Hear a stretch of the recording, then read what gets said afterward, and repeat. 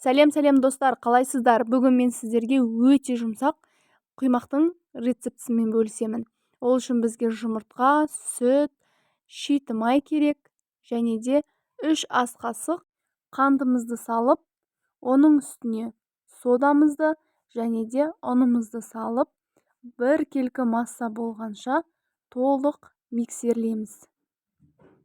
Миксерлеп болғаннан кейін газымызда қайнап тұрған ыстық суымызды үстіне құйып, тағы да араластырамыз.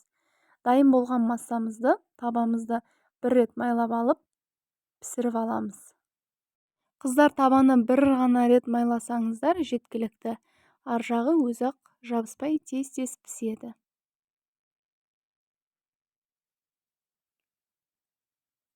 Барлығын толық пісіріп алғаннан кейін мен ішіне творог салдым. Бізде балалар ұнатпайды творогты, сол үшін жартылай творог салдым, жартылай бос күйінде орадым.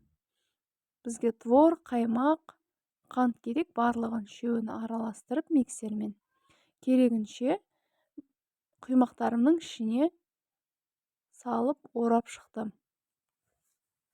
Сіздер де жасап көріңіздер, оңай, бір жасағаннан шығады. Өте дәмді және жұмсақ құймақтар. Каналға жазылып,